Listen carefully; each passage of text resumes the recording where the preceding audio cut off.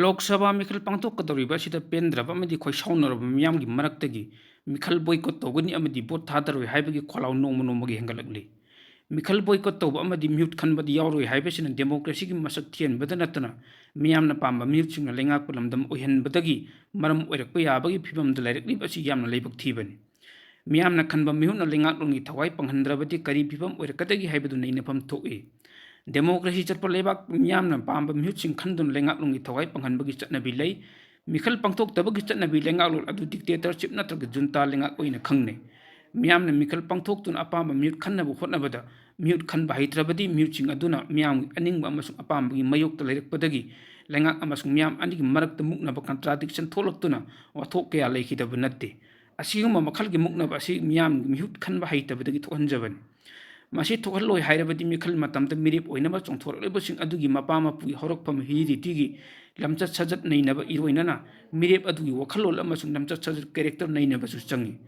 makhogi heredity da mihapni pun huran chinti crime chingda chenaba oirabadi mirip adu phanayamna phaba mioi oirabasu allamangi poroda kaina topo bu pokpra sakra bisai nongmato oirabasu ngangnagi hainaba leiriba sini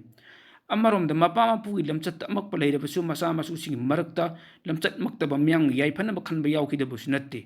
Manipuri oina myang mihutsinga lengak longi thawai paibagi khongchat naine duni yengbada miyamna mihut khanba matamda ithak erang itaw taw chatpagi mami chawna tari Mikhal tengna duna myang mihut oina ba chongthorakhiba mirepsing aduna mariba amasung myanggi dambakta kari tawo pamlibano makhoi sing aduna masagi leikagi thabak thoromsingdagi hauraga myanggi dambakta kadai phawba thabak tawhrabage haibana chingba nainafam thu'i masigi ona tainabadu mirep oina chongthorliba nupa natraga nupi adu masak phajai chenjau pai mapa mapu imung manung adu khukan panganbani mute ohennaba sellosi chaksa haijanasi cinema drama isoi nongai pangtokan si haibana chingba ngamba adu mute ohenbagi chanabi leibadagi thamoi sengna miyamgi damakta thabak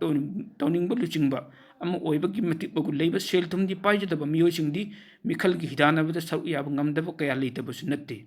Masina maram oiraga miyamgi yaifanaba thabak tawu ngamgadabu luchingba matib magun chenbasingdi lotun leigre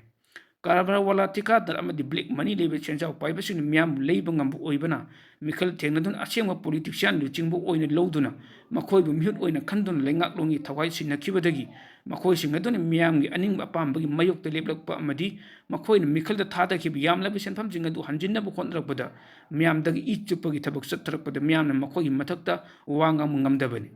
Thawong sing asi miyamna miyamgi mihut khanbagi haitabadagi isani sage khongda thang yanjinjabagi thawdo oiraktuna misang sanggalaiba chenjau paiba khokhan panganba khaktagi lenga oiraktuna lairabasun hingba ngamdabagi phibamda leirakba haibasi hauna san miyamna khankiba mihut lenga lonchinggi asoiba amadi miyamdagi chukhiba ising thabak chathrakpada makhogi mathakta miyam leiri nakoi su miyamgi phamdagi chingthab ngami haibana chingba thawna leitabadagi makhoini miyamgi mathakta leiklibasi miyamgi asonba leibadagi ni haibasi ekhoi miyamna khangbu chumgani